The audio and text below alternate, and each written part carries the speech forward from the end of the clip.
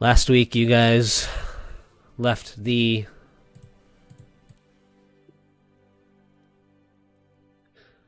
High Hall Cathedral and took the short skip over to the Grand Cemetery of El Terrell, where you'd heard Ulder Ravenguard had taken some men to go search for an old artifact that was kept in the Grand Cemetery ossuary. Upon arriving at the Grand Cemetery, you found that the cemetery grounds had been desecrated. Many of the graves were unearthed, and undead were roving about. You encountered a priest who had said that he let Ulder and his companions head below the cemetery chapel. But once Ulder had submerged below ground, demons started appearing from beneath the chapel, and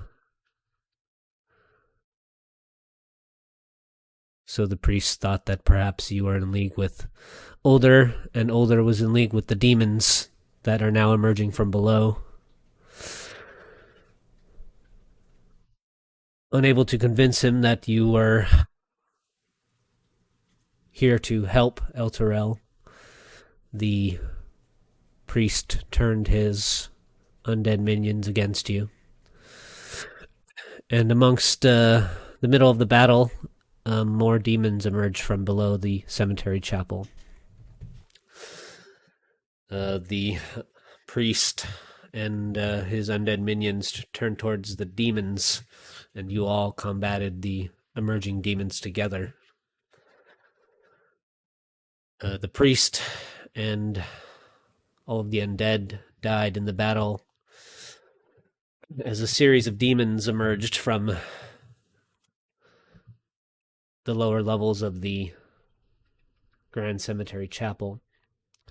And near the end of that battle, one of your companions perished in the fight. Currently, Dolos lies unmoving beside this large, nightmarish-looking creature. And, there are various undead and demon corpses still strewn about in the aftermath of your combat.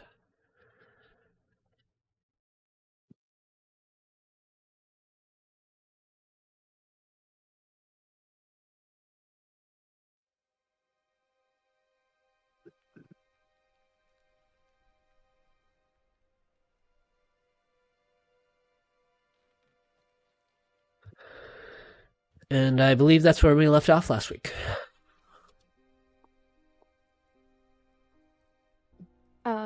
Sylvie is kneeling down next to Dolos's body and is trying everything to, bring him back. I know we, kind of deemed that not capable, but she's gonna try it anyways, because she desperately does not want him to die. Is there anything in specific that you're trying? I think the main thing she's trying is just trying to reach out to her goddess. Yeah, I know you said a prayer. Yeah. Sylvie, you spent a long time hunting Larissa, and in that time, in the days since you were a little girl, you haven't really been connected to your goddess. You've been very single-minded and focused on that one task, and now that it's been completed, And you've started to reconnect with people and reestablish some of your own humanity after being this single-minded hunter for so long. You're still trying to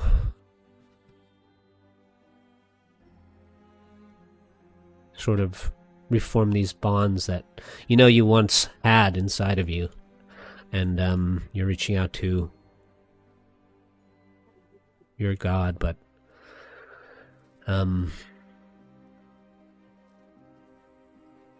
even here in this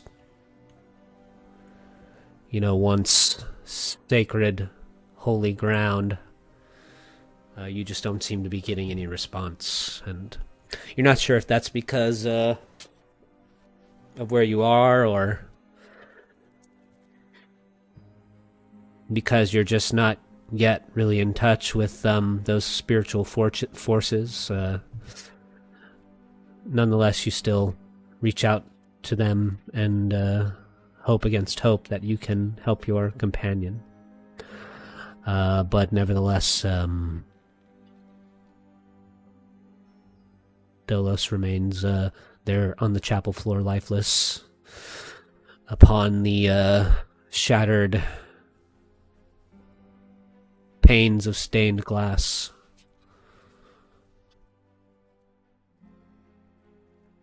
Okay,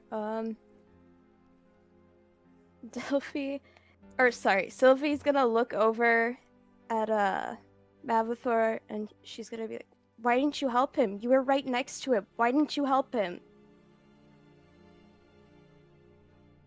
I know you guys didn't get along, but at least you could have helped him." He never asked for help. He shouldn't have had to. He's one of us.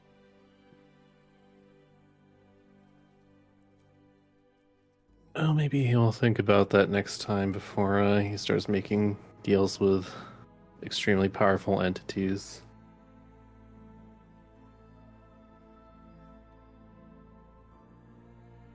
Did it to try and protect us. To protect Thirstwell. What he did wasn't right, but that doesn't mean that he deserved to die.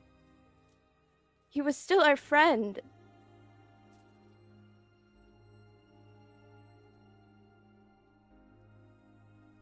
He murdered Vorn, and I would say, all in all, this is a form of retribution.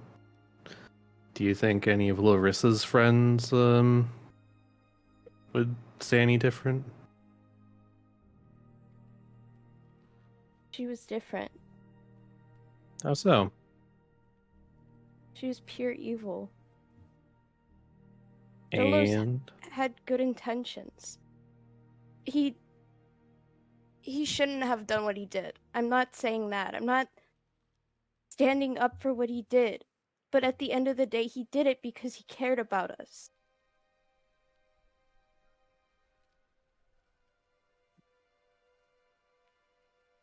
well, I'm sure Larissa cared about her friends too, but unfortunately, I do not possess the power to bring Dolus back to the grave currently. Sylvie's just gonna get up and walk away.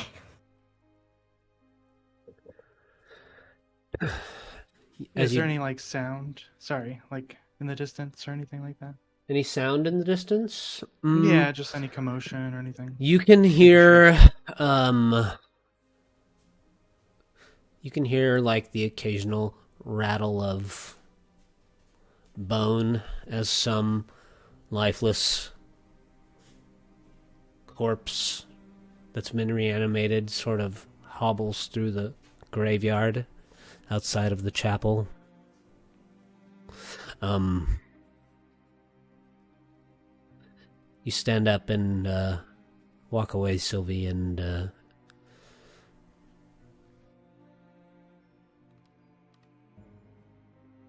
why don't you guys make some perception checks for me?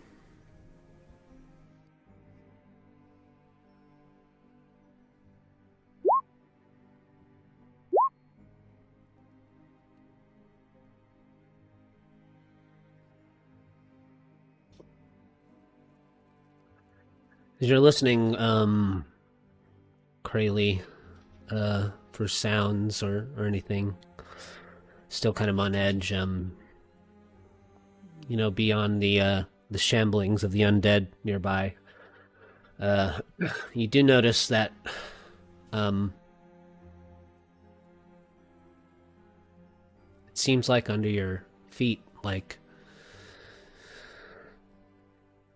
you notice some of the cracked floor of the chapel here. The ground beneath it is exposed, and you can see like little patches of grass growing, kind of like a time lapse. It's like quickly sprouting, these little all through the cracks of the floor of the chapel. This like luscious, vibrant green blades of grass sprouting up. And then in places in and outside of the chapel, you can hear like earth being displaced, and you even see like directly to the south of you roots pop up out of the ground, and these colorful trees begin to sprout up out of the ground, in and around the chapel.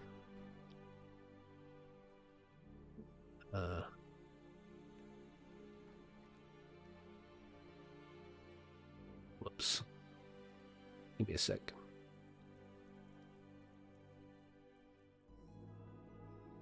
I just fucked something up.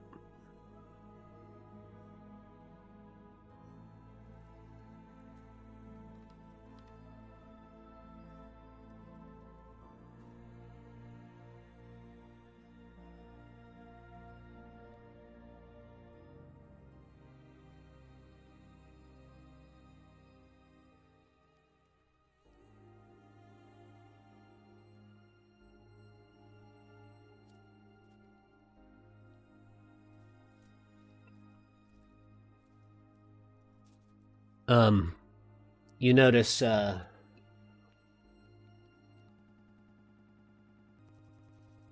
all very luscious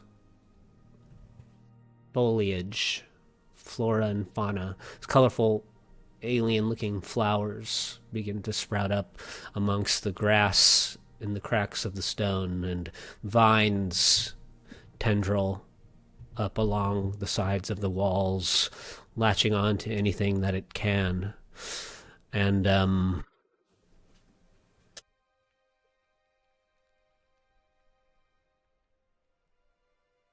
you see someone that looks familiar to you, leaning up against one of the trees inside of the chapel. You briefly caught a glimpse of them when you were fleeing across the bridge, and they were climbing the beanstalk. This person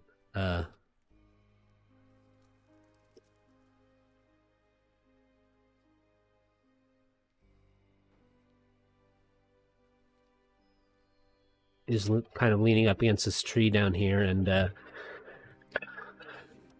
they're kind of hard to see at first. The only reason I think you really even notice them is that they're casually leaning up against the trunk of the tree, kind of with their shoulder up against the bark and their leg crossed over the other, and they have this piece of parchment unfolded, and they're reading it out loud. And as you guys were kind of looking around, watching all this stuff sprout out around you, none of you really noticed their entrance. but they're really camouflaged well against the trunk of the tree otherwise. So if they weren't holding this paper that kind of makes them stand out, you might not have noticed them at all. You can see that they already have Dolos's longsword that he took from Captain Lightheart strapped and hanging off his waist on one side. On the other side, his own short sword. He's got this long, drapey cloak of leaves, and as he kind of like shifts his shoulders against the tree trunk to get more comfortable, you can kind of hear the leaves shift and shake together. His hair is like a mangle of gnarled looking roots almost, and some of them kind of point up into a crown along the front of his head. And he seems to be reading from whatever the parchment is, and he says,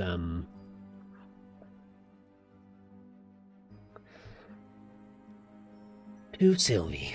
If you're reading this, Sylvie, then my death has come to pass. I'm sorry for not being able to protect you from whatever horrors befell me, but I do hope that you and Crayley will make it out of Avernus alive. You just have to work together, be there for each other, succeed where I have failed. Sylvie, I was not a good man, and time again it has proven through my actions. However, you and Crayley helped me see the light. You allowed me to feel what love and compassion and friendship truly was. That was the greatest gift I could have ever asked for. But now, you must take the lessons you've learned. Step up and help guide these faithful souls out of this fiery hell. By their lantern be their guide. Help shine your light on the path towards Baldur's Gate. And whatever you do, don't trust Mavathor.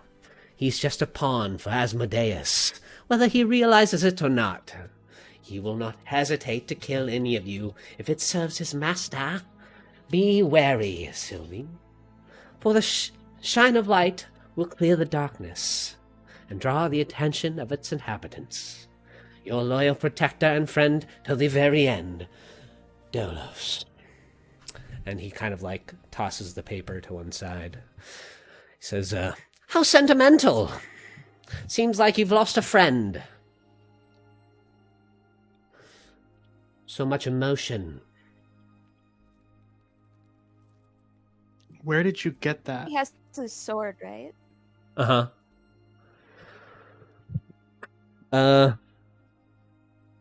He points down at Dolos's body. Out of your friend's little pocket there. That's not yours. Oh, I'm sorry. You're right. And he walks over and picks up the paper and neatly folds it. He walks up towards you, Sylvie, and I presume this is addressed to you. My apologies. I ripped it out of his hand. I'm guessing that one's Mavathor. He has a sinister look about him. So this other one must be for you. And he pulls out another letter and he hands it to you. Do you want me to do the honors, or do you prefer to read it in private? I'd prefer private, as the previous letter. Here you should have been handled. How rude of me. I'm sorry. It was an improper way to introduce myself. And to introduce yourself, your name is? Oh, well, around here I'm known as Smiler. I suppose that name will do for now. I'm sorry for your tragedy. I'm looking for the one who, conjured the beanstalk.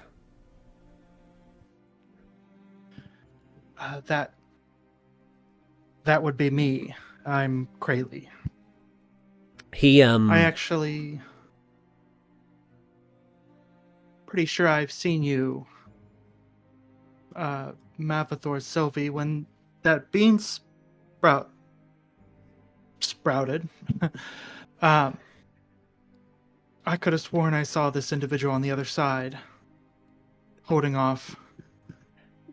He's kind of standing there. Creatures. He's standing there in front of you, Crayley, and he's handed you the other letter, and before you can really even react, you feel like his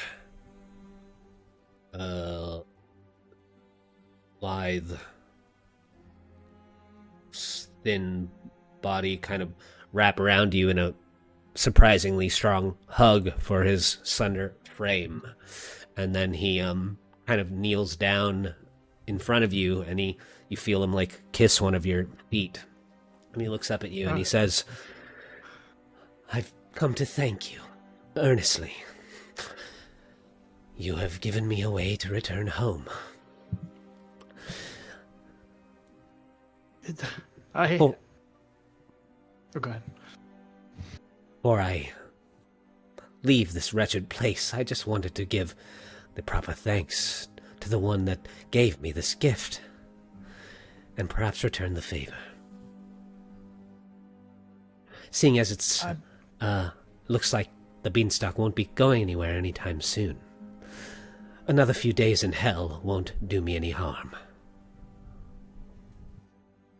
Well, Smiler, despite this interesting introduction, I do feel we owe you a thanks as well for slowing down those enemies that were after us. Oh, I've been fighting devils and demons for a long time. And, slowing them down has become a bit of a personal pleasure of mine. And he gives you this wide, unnatural, toothy grin. His eyes are always kind of a bit too wide, and he's got this unnerving kind of half smile that doesn't really seem to ever change. Can Sylvie insight check this creep? What are you insight checking him for? He's giving me bad vibes. I want to see if he's rubbing me the wrong way at all. Sure, make an insight check. Okay.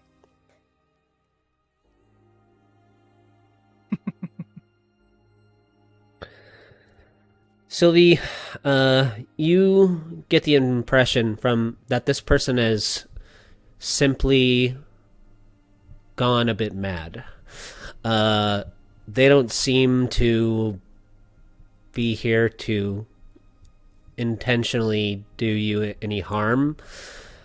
They just seem like, you get the impression that they seem like they feel like they own this place. And by this place, I mean Avernus as a whole. Oh, okay. As long as he's not trying to rule the world or anything. He stands and he takes a soul coin out of his pocket. This one's kind of quite a bit smaller than the one that you've found on that devil you guys fought back at the chapel. And it's kind of like the size of maybe like a silver dollar, and he starts to like roll it over his knuckles. And he says, "So before I return home, is there anything I can do for you?" Where did you get that? He looks at the coin that he's spinning over his fingers, and he says, "Oh, this." And he like does a little flash, and it kind of disappears.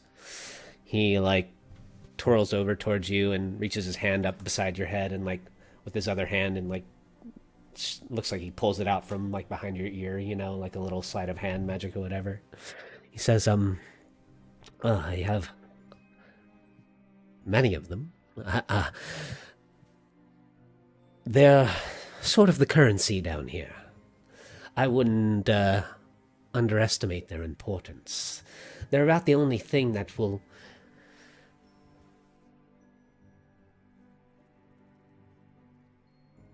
buy you anything in Avernus. They are precious material. A lot goes into making each one of these things, and devils prize them almost above everything. And he does like another little flash of his hands, and it disappears, and he like... You guys can kind of hear like forest sounds going on now. Like you can hear like birds chirping, and a little like butterfly like flies in through one of the open windows, and he reaches out and looks like he's gonna like pluck it, and then just like as you blink, the butterfly turns into like a little leather satchel, and he like drops it into his other hand and pulls the string, and a little pile of soul coins like show in it, and he goes, I've been collecting them, you see. A lot of people here in Avernus owe me a lot of favors. It's a shame that most of them don't last long enough for me to cash them in. So I learned a long time ago it's best to take payment in something tangible. And he like pulls one out of the sack and kind of bites it like a gold coin, and chucks it back in and waves his hand, and the pouch disappears. They were materials. What are they used for? Just to make deals? You see, in Avernus, people here like to make promises. And more often than not, they don't keep them. Soul coins are sort of insurance against that.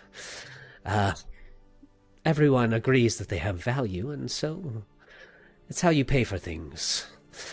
If I can give you one tip that you can take to the bank, it's that down here, you don't take anyone for their word. And that goes for me as well.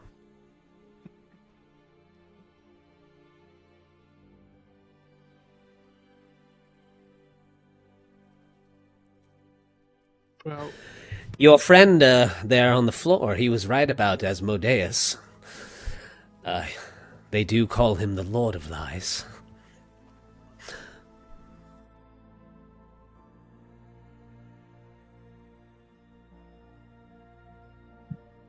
I don't mean to look a gift horse in the mouth, so to speak. I think... I don't want to speak for everyone in the group, but having this immense loss, I think we are in need of any support we can get. I guess I don't fully understand. If you have a way out through the beanstalk, why put yourself in further danger to help us? Well, you see, I've been in Avernus for a very long time, and I have some lingering, unfinished business. You know, although I long to return to the Feywild and breathe its freshness into my lungs once again, be rid of this bitter place for eternity, I simply would not be able to forgive myself if I did not pay back some of the promises that I've made myself here. And, you don't survive in Avernus as long as I have without making a few enemies.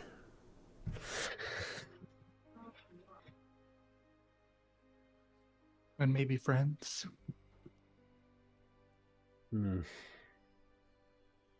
Unfortunately, in this place, friends don't last very long. You see, no matter what you might think of someone, everyone has a price. And corruption is rampant in this place. Avernus used to be a paradise, but it's all in shambles now. I dare say that's likely due to its most recent leader, but it's not her that I have any qualms with. If anything, I admire her zeal.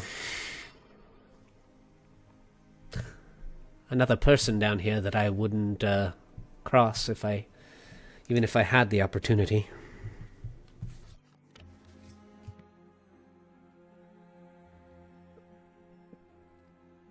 Well, I'd say in my experience, friends are what made us get this far. Well, Our one friend,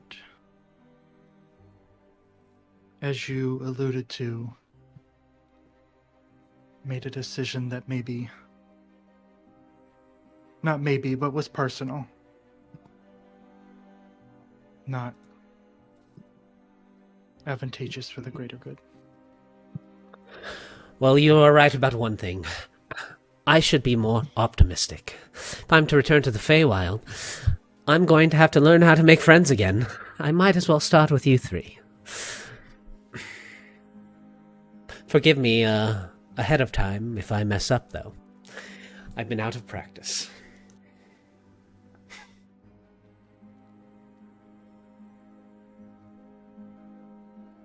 Well, since we're all such good friends here, you're telling me that that beanstalk leads to a different plane of existence? It would appear that if you know the right way,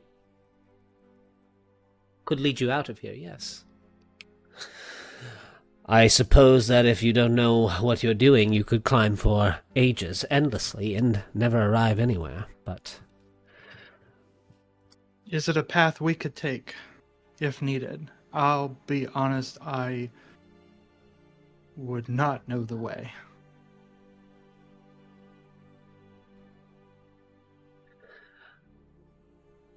Well, remaining optimistic, I would say to you that it is probably difficult, but not impossible.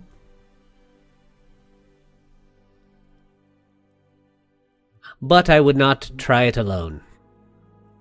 Besides, that big battle's raging on down there. You're bound to be spotted by a devil or demon. I don't blame you for wanting to leave this place, though. I should have done it a lot sooner. I've had many opportunities, but... You know, sometimes you get caught up in things and time just gets away from you.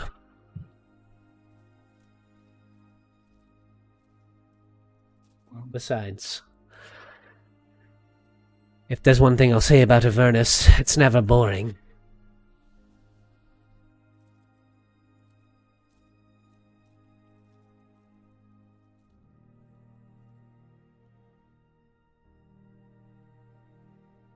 Well, I, again, do not want to speak for the group, but I will put out that I think we would greatly appreciate your help.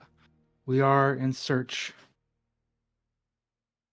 of an older friend, Ulder Ravenguard, who was looking for an artifact further in. Beyond that, I think we look to leave or look for other paths. Sylvie, Mavathor, do you guys want Smiler's help as well? I don't think I would say no, but I do have some good news and bad news. What do you want first?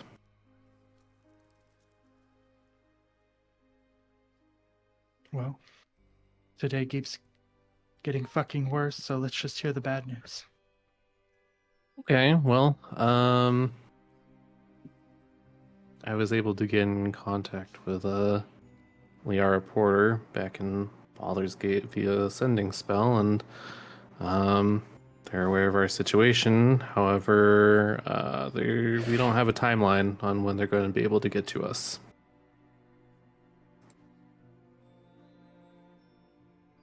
Maybe Smiler, after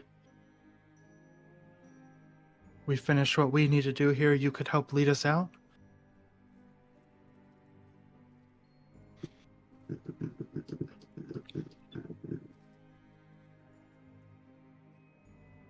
I'd be happy to help you with your tasks, and even guide you out of this wretched place. If you help me with my unfinished business before we go.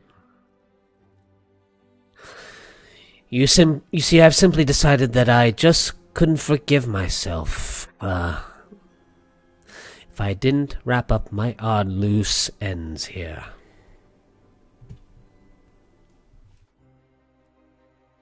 Well, we let you know of our plan. Can I ask what your loose end is? Certainly. You see, I didn't always used to be alone. I had some companions myself. Friends? I suppose you could say that. Nevertheless, a group of devils banded together, killed my companions. I've been trying to make their lives living hell since then. All I've really managed to do is irritate them and amass an amount of soul coins that would make any devil's eyes spin. It's still not enough to pay someone with enough power to help me. But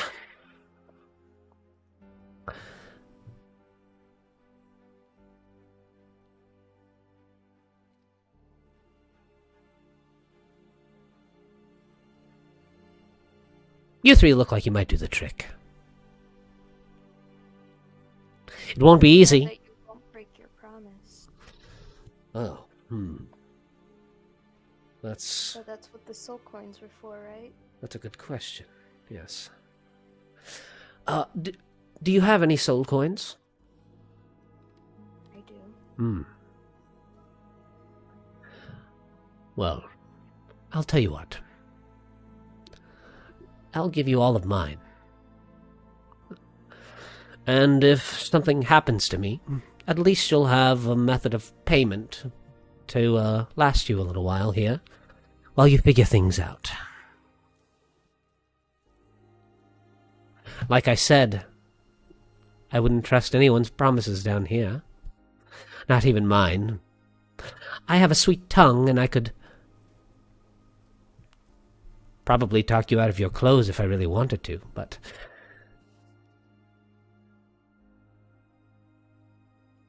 right now, let's just work under the assumption that we want to mutually benefit each other's futures.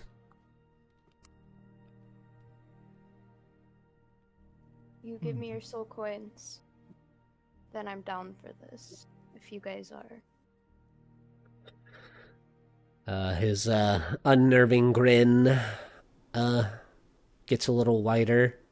You feel like a weight in your pocket that wasn't there before, and you reach in and you pull out Smiler's little satchel of soul coins.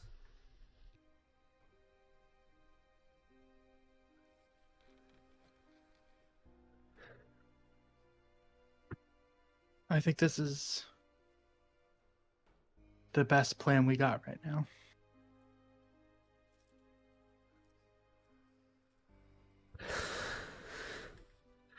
Well, when we finish with your little errand, perhaps we can find a way off of this floating island and see if we can get you three hooked up with some transportation to get us around while we're here. For now, let's go find your friend. I'm sure together we'll make quick work of the task.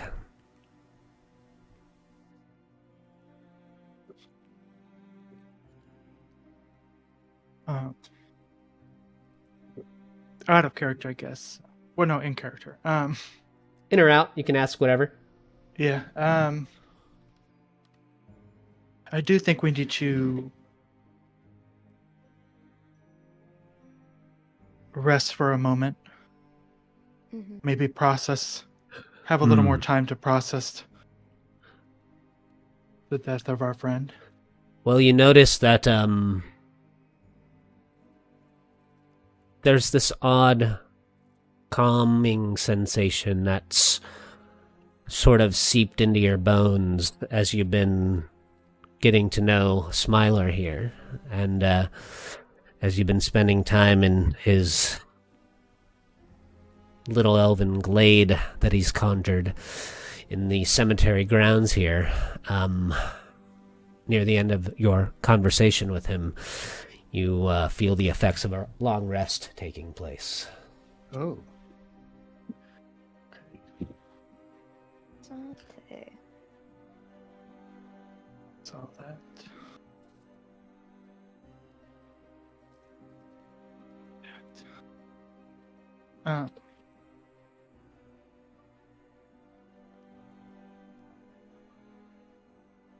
I guess if there's downtime during this long rest effect, I would like to sit down with Sylvie, and if Mavathor would like as well, to go over the letters Yeah, there's that were left. There's plenty of downtime.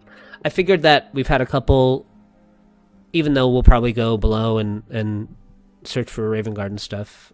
You know, I figured we've had a couple pretty combat heavy sessions, and I was gonna try and kind of slow it down a little bit, and probably end up being a little bit more of a roleplay session for the most part. So, yeah, there's plenty of downtime. I'm not pushing you guys to do anything. Smiler says, even though I haven't made a new friend in a while, I still understand social cues, and if you'd like, I can give you all some privacy. Please enjoy my glade while you rest up. This looks like a taxing battle you had, and I'm sure that the loss of your companion is weighing on you. That would be appreciated. Smiler like walks over to a tree and kind of like shuffles down to the bottom of a trunk and pulls his kind of cloak around him, and he almost kind of disappears completely. You can barely just see like the bit of horns still kind of sticking up out of the front of his cloak, of his hair. And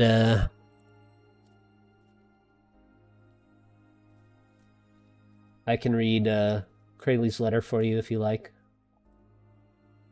And then I can also post them both in the chat as well. Yes, please. To Crayley, if you are reading this letter, Crayley, then I've passed to the afterlife. I'm sure my soul is damned to be another step in Merkel's castle of bone. I'm sorry about that, though. I kept with this cycle of power for protection. Like doing these terrible things had a better purpose. I was planning on giving it all up when we returned. I was going to live a life of peace with my love. Sadly, that future is obsolete. Maybe if you could do me one last kindness, give this last letter to Thirstwell. I could not bear it if he let himself not live his life because of me. If you can do that for me, Bunny, then my soul, or whatever is left of it, would be in your debt. Even so, you still have to do what you do best. You have to help keep these people, these survivors of Elf Terrell. You have to help them escape this place of fire and death. I know you have the power to do it, and you may be scared. You may lose your way, but never lose hope. Hope is what makes you who you are. Hope allows you to be a beacon for the rest of us. You can save all of us, Crayley, but be warned. You should not trust Mavathor. I fear his obedience to Asmodeus will doom you and Sylvie. Please, I'm reading these both for the first time, so please be please be careful for all of our sakes. Sorry. Your faithful defender and friend till the very end, Delos. And there's a third letter for Thirstwell, but maybe I'll save that one. I'm not gonna open that one. Sure. I don't wanna I'll post these get two, attention. and I'll post these for you two in Discord, though. Cool. You fucking idiot.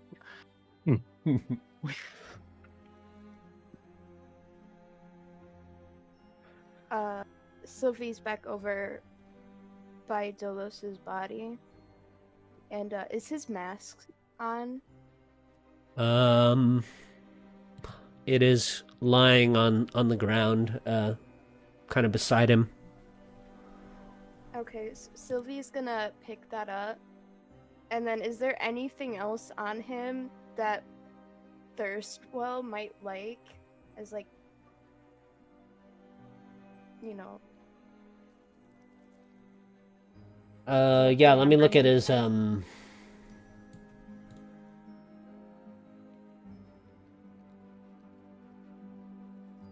believe there is, but let me look at his sheet real quick.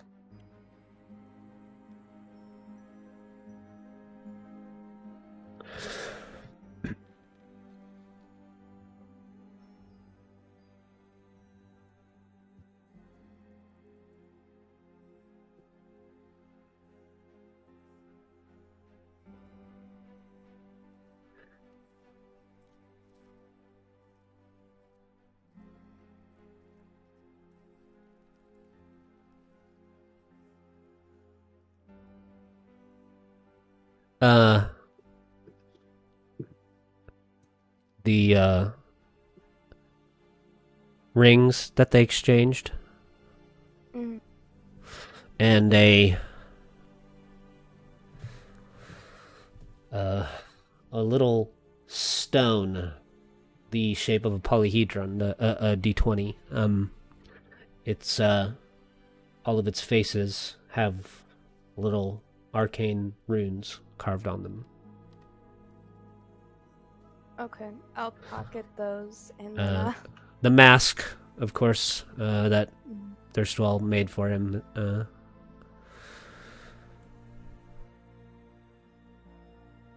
Otherwise,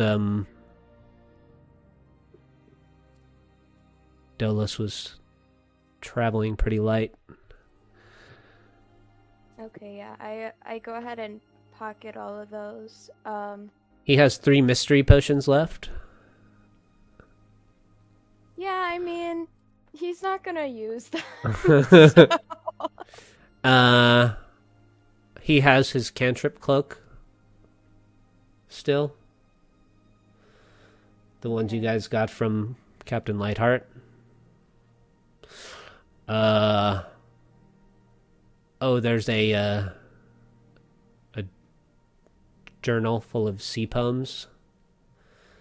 You can see in the back he's started writing his own poems in there. And he had one of the magic beans as well. Okay. Can I go kneel down with Sylvie next to Dolos's body? Yeah, what do you guys want to do with Dolos? You are in a cemetery. I had an idea, Sure. but I don't know if it'll work. So, could we potentially... First of all, Mavathor, do you still have the bag of holding? I believe I do. Can we put his body in the bag of holding and bring him back with us so we can like give him like proper burial back in Baldur's Gate? You could. Okay. That's my idea. I think that Mavathor, even though you don't necessarily like him, or you didn't necessarily like him, Thirstwell didn't do anything bad, but he did love Dolos, and I think he deserves to get that closure. Yeah, I won't. I agree. I won't deny Thirstwell his those funeral rites. But I would like to take a moment to both remind both of you, gently, that he was completely willing to lie about murdering Vorn. Sylvie walks away again. Um, I have not forgotten, Mavathor. I meant what I said previously, where I will never understand or ever forgive him for doing that. He paid the price for those mistakes. And I don't want to forget the times where he was there for us before he made that decision. Okay. I'm glad we're all on the same page here. While they're doing that, Mavathor will inspect the staff he picked up from the Death Shepherd. What do you have detect magic or anything? That's a good question. No, I do not have detect magic, but we're taking a rest, so you could spend an hour examining it. I don't know if I can,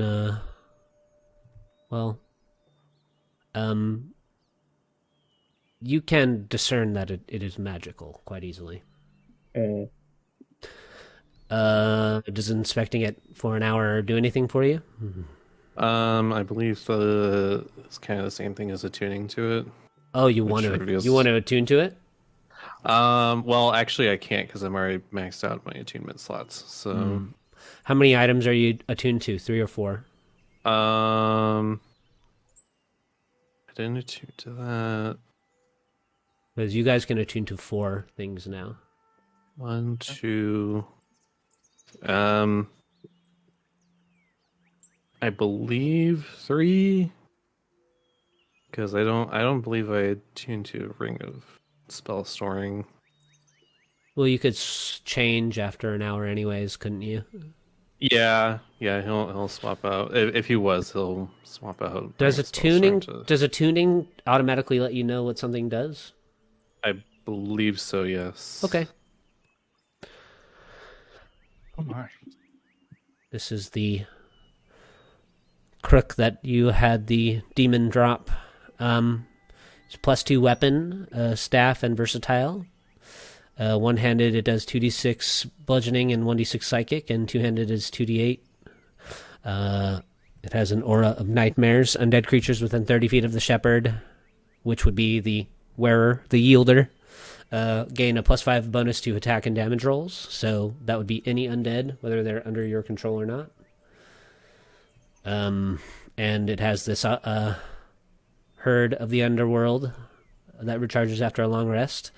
You pull twisted souls from the underworld, and 1d6 shadows without sunlight weakness arise in unoccupied spaces within 20 feet. And they act right after you on the same initiative until they are destroyed. That's actually kind of devastating. Shadows are deceptively deadly. Well, you killed a powerful demon.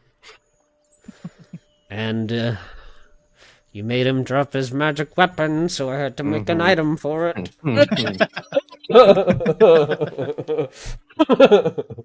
And they say fighters are the only ones who can disarm. And I don't have any problem giving parties powerful magical shit. All right, well, he's awesome. most definitely going to use that then. Because before he was just using a +1 mace. I feel like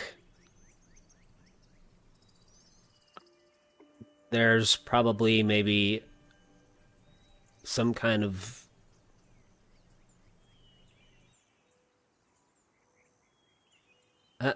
curse is not the right word, but maybe some kind of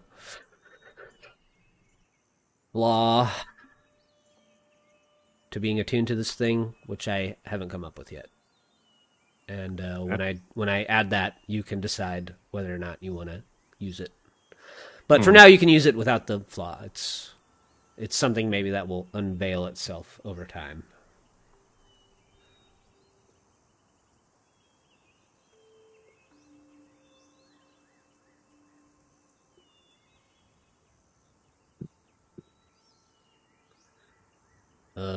but you spend an hour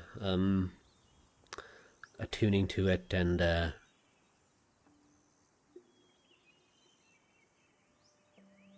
near the end of that hour, there's like a brief few moments where you feel like you hear the screams of the void in your mind.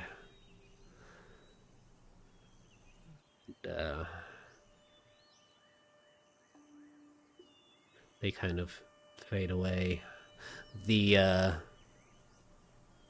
little orb there that's sort of connects the two ends of the staff turns from this sort of cosmic purple to a deep blood red color.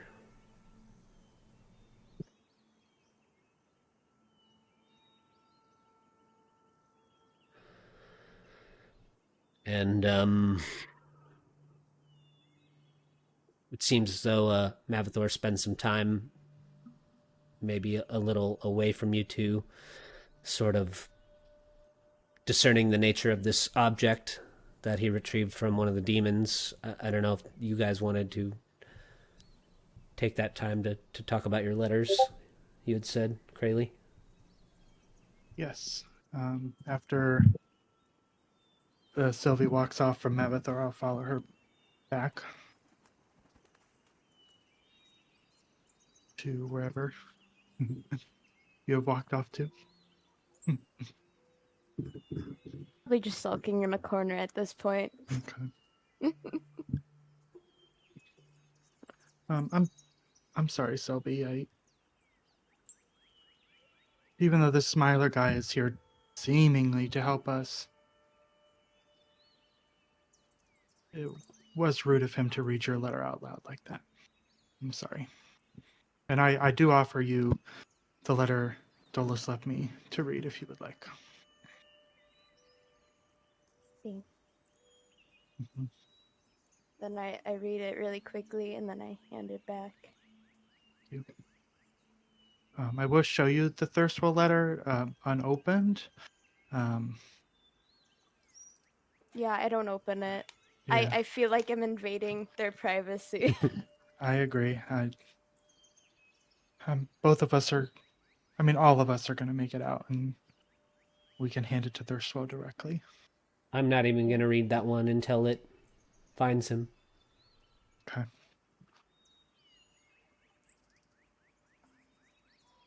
Are you okay? I'll be honest. I almost cried a little bit when I was reading your your guys's. No. It almost got me. It's got me too. Yeah.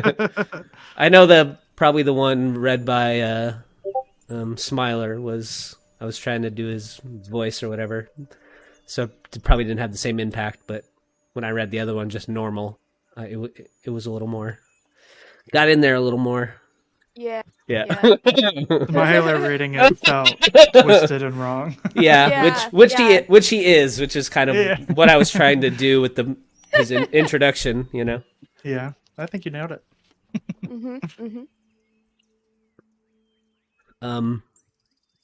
But yeah, as far as you can tell, Sylvie, from before of your insight check, for right now, it does not seem like anything he's saying to you is dishonest, but that doesn't mean he's not lying, as he said. Okay. But you do have a pocket of 15 more soul coins now. Okay. I'm gonna keep collecting these. And so they're I all can figure out they're all a little different. They're all a little different. Oh. Sylvie, I did want to ask,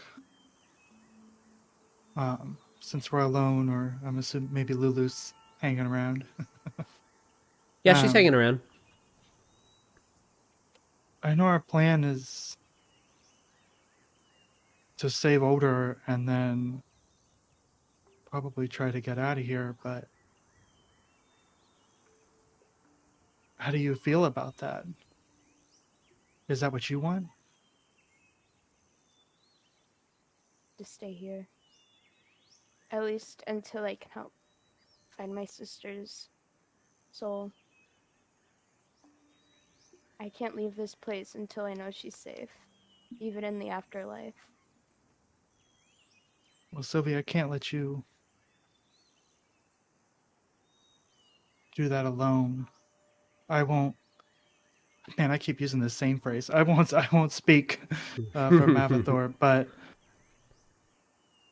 It's your catchphrase. It's okay. as it is my catchphrase, um, I'll be there to help you. I think our Appreciate priority that. should be Ulder, as he can hopefully, we can figure out what's going on, and he can maybe try to help any other survivors that remain. But if something comes up that leads you to your sister, I will be there to help. Thanks, Cravey. Of course. Yeah, Lulu says, yeah, and I made you a promise that I would help you too. And the more time that I spend with you guys,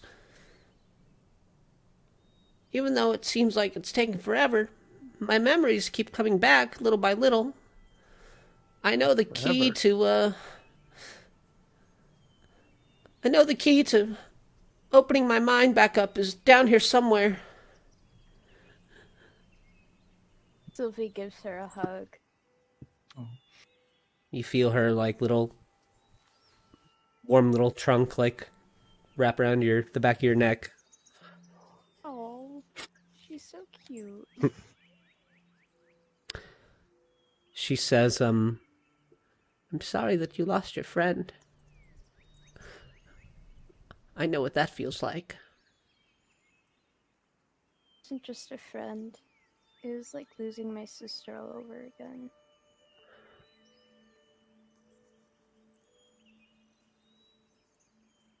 He was like a brother to me. I'll hold out a hand if you want. Lulu says, I know it, the way he talked about himself in those letters made it sound like he thought he was a bad person. And I know that he killed the captain. That was wrong. He did bad things, but there was good in him. He was just lost. Well, He was our friend, but he made a decision that cost 2 lives. Lives that shouldn't have been lost. well, I'm the perfect example of getting a little lost sometimes, and I know I keep talking about her, but I feel like she's a big part of me, and I know that Zariel's just a little lost too. Maybe more than a little, and she looks around at, like, the state of Avernus. She just needs to be reminded of who she was. Maybe we could give her what we couldn't give Dolos. What's that? Can help her find her way. Oh. I hope so. Me too. Do you think what he said about Mavathor's true? That we can't trust him? I honestly don't know what to think right now.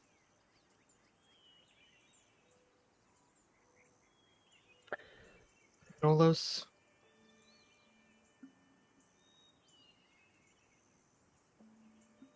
it's still fresh in my mind for me, but Dolos lied to our face. Even though he thought he was making the right decision, again, I'll never understand it, but Mavathor, I may not be as close, but in my mind, he hasn't necessarily done anything to wrong us. that way. I'm more inclined to trust Malathor. At least give him the benefit of the doubt. But he could have saved Dolos, and he didn't. We're supposed to have each other's backs. How do you explain that, Krayley?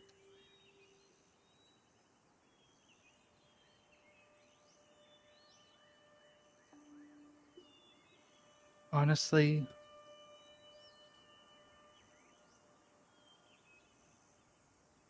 I can't. But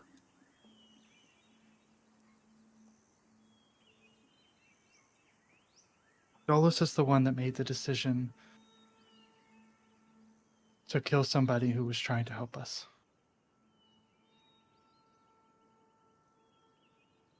I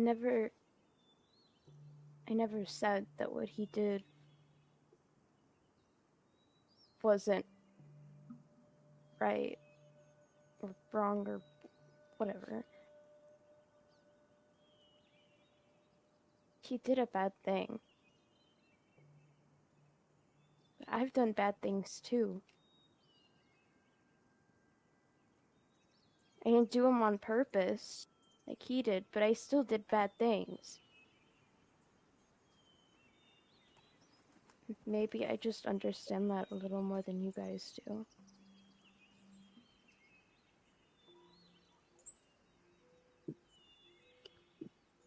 I'm sorry, Sylvie. I want to understand. Okay. Lulu says, yeah. She gets that look on her face like she's about to remember something, and she says, the Zariel I knew is gone. She's been replaced by a devil with a halo of fire and vengeance. This is who I am, she told me. When demons die, they cry out my name in terror. Those were Zariel's last words to me.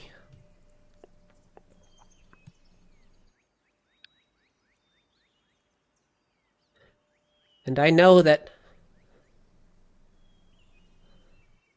we were friends once. And I have to forgive her. But that doesn't mean that I have to forget when I remember. Yeah. I'm sure that it still hurts Krayley, but even though he was misguided, it sounds like he believed he was doing what was right for all of you in the moment.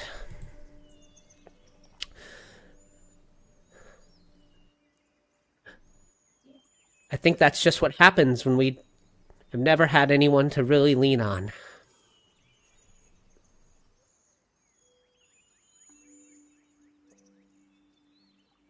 That's something I hope to grow to understand, Lulu. This is a raw experience for all of us. But thank you.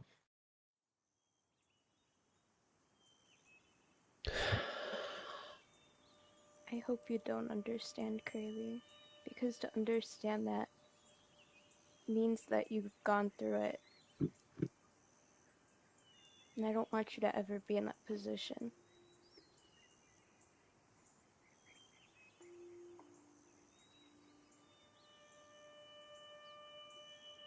Thank you, Sylvie. I just don't want you guys to feel alone. I mean, it's nothing for me. I've been alone pretty much my whole life. He was right about one thing he wrote. That both of you have the light and the strength inside of you to save Avernus. Well, Elturel.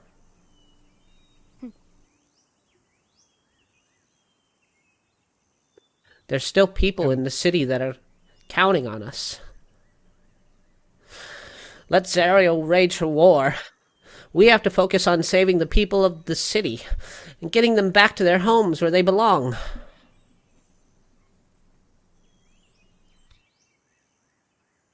You're right. I agree. And that's why I think we need to try to find Ulder first. Mhm. She says, and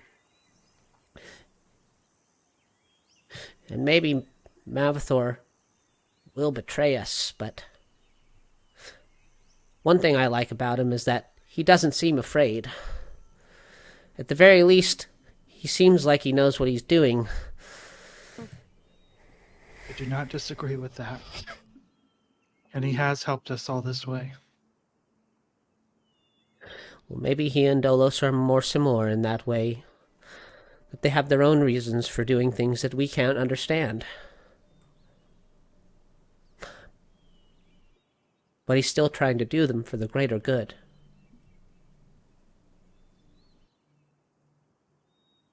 I think we all are. I hope we all are. I hope so, too.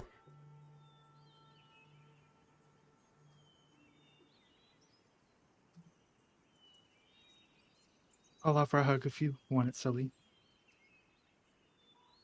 I give in.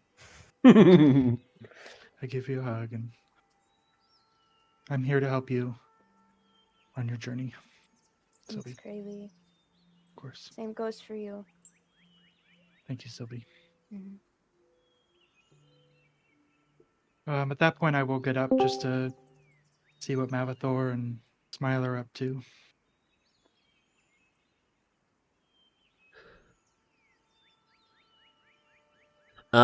At some point, while Sylvie and Krayley are off discussing their letters with Lulu,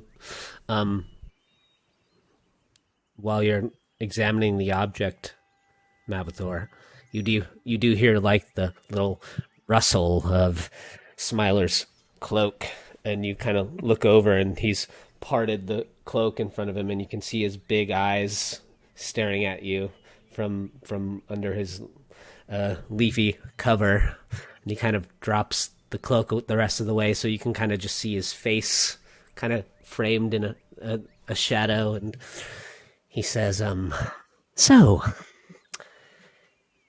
Asmodeus, huh? Yeah, what about him? Well, I see that you're proudly carrying his sigil there on your shield. Very observant. I'm glad to have that in a friend. You guys are, close, good pals. He meet up for a beer after work. He'll just turn away from him and close his eyes.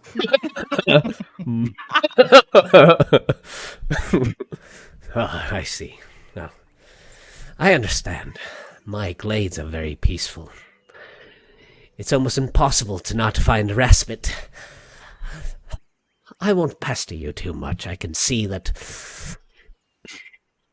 my bid at bonding failed this time. I'll try and learn from my words and my actions. And he, slowly closes his cloak back over his face. So funny.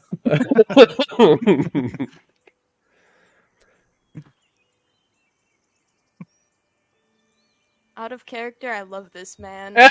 Chelsea doesn't trust him, but I love him. I've been struggling with when to introduce him and get his... sometimes when I have important NPCs that are going to show up, during my workday, I'll be, in my work truck, practicing voices and trying to really come up with their personality and stuff. And I think I found still kind of sorting him out a little bit, but it's, possible he'll be an important NPC. So I was just trying to find a good fit for him.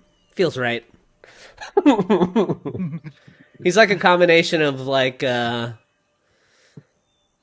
Joker and the Mask, Like Loki? a little bit. The yeah. Mask. Yeah, Yeah. yeah. I love that.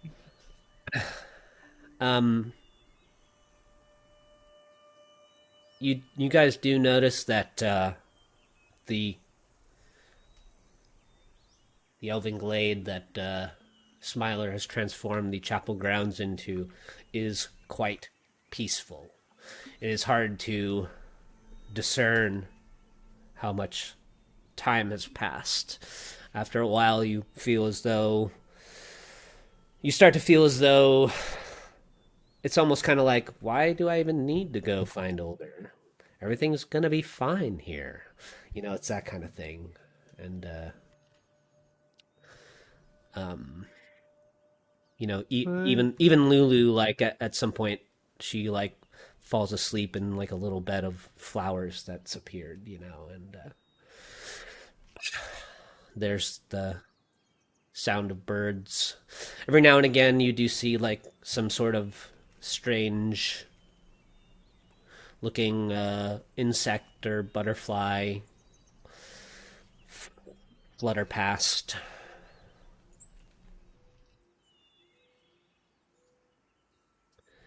And you guys do find yourselves gaining the effects of a long rest.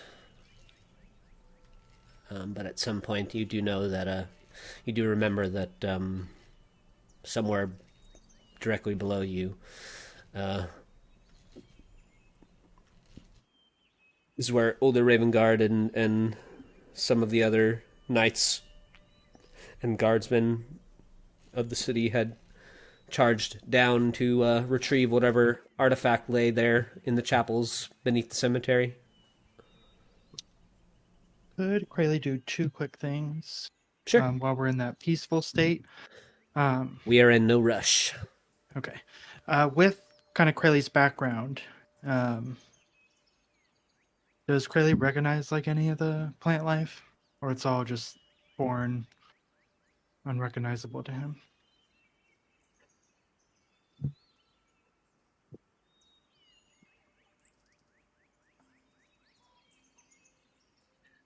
I would say that every now and again, your mother's sister would send parcels home to Baldur's Gate. And in those parcels would be clippings and samples of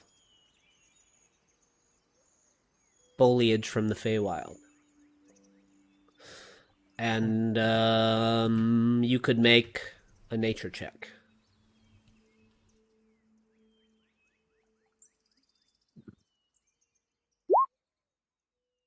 Not bad. Not bad.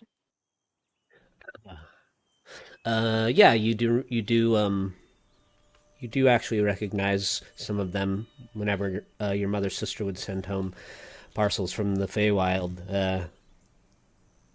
Your mother would, show you the odd alien plant life, and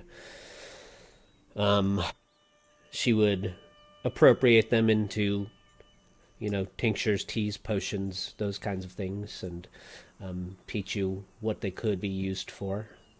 Okay. And so, the little bed of sort of deep purple flowers that Lulu's fallen asleep in, you recognize as being used in teas that your mother would make. The barks of the trees. You notice that your mother would grind them up over the course of weeks, because the barks were so tough, and used them in making potions. Cranley will pick some of those purple flowers just to have on hand. Just in his pack. You go to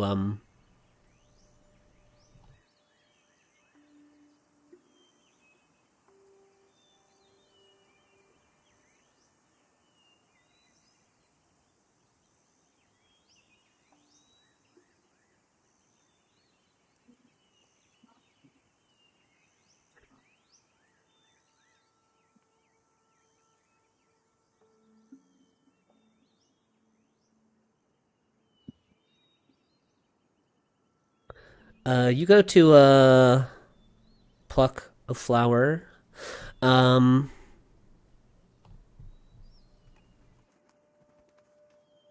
Sorry, give me a sec. Make a charisma saving throw. Oh, okay. Just make sure I don't have that on. Good, off. Okay. Oof. You go and you pluck one of the purple flowers and put it in your pack.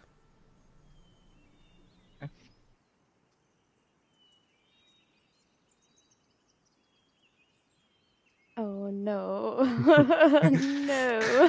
No. And then the last thing Cranley wanted to do during this long rest was just feeling this peace or whatever. Go up to Smiler and just, I guess, feeling good. Since Smiler was like so quick to give him a hug, I guess he would like to offer Smiler a hug and thank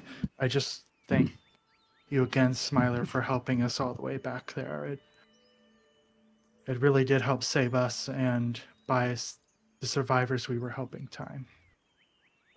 And offer him a hug.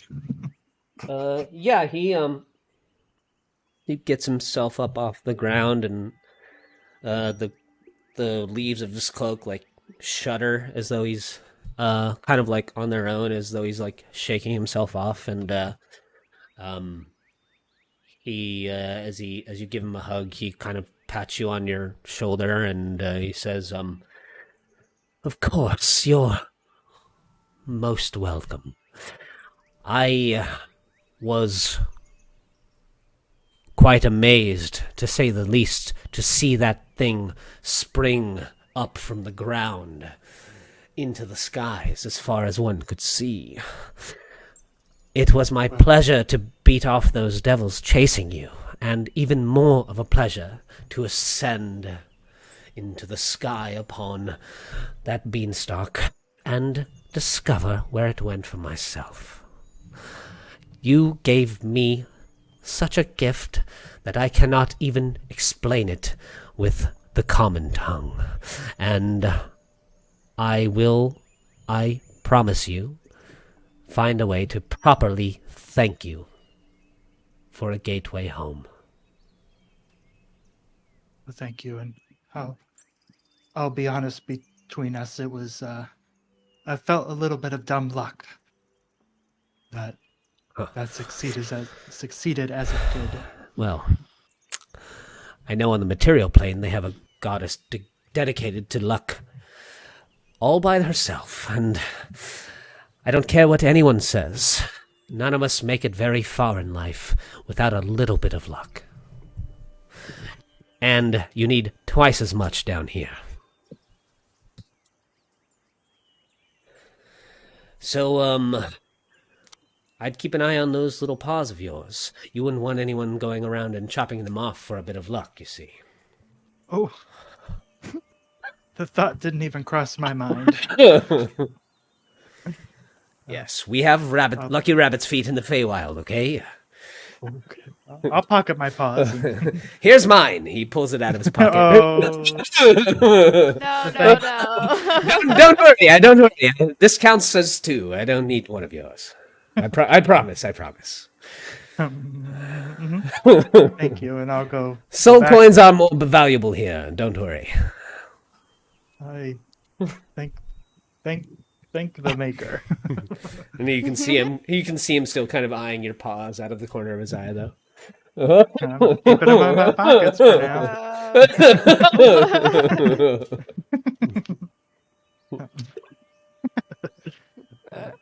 That is all I wanted to do. Anybody else? Well, we're actually like almost perfectly at mid-session, so let's do our little mid-session break here.